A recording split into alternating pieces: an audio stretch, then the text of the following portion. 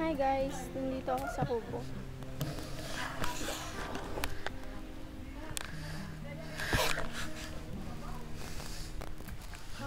Yan. Nandito ako kasi nalate ako. Tapos, yun. Nakakainis nga eh. Try ko pa man din yun. Nakakainis diba kapag nalilate ka tapos hindi ka napapapasukin ng teacher mo.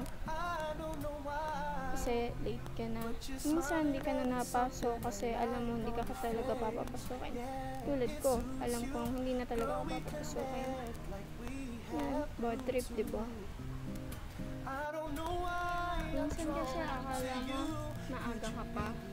Tapos sabihin mo, hindi ako napapasok. Tapos, yun, saka malilate ka na.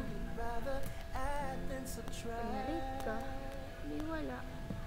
Hindi ka na makakapasok ka na. Tapos, minsan naman, sobrang dami ang ginagawa sa bahay or kahit ano ba naman ginagawa, hindi mo na napapansin yung oras. Kaya ayun, nalilate ka rin. Minsan naman, yun, naglalaro ng games, online games, Dota. Tapos minsan nagte-Tetris. Tapos hindi na natitingnan yung oras kasi nga sobrang nag-enjoy. Yun, nalilate tuloy.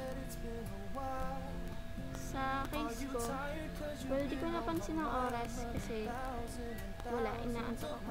Yun. So yun, subscribe lang po kayo and follow nyo na lang po ako sa Twitter. At po yun. Catches your eyes and your smile. I'm captivated. Your beauty is timeless, never outdated.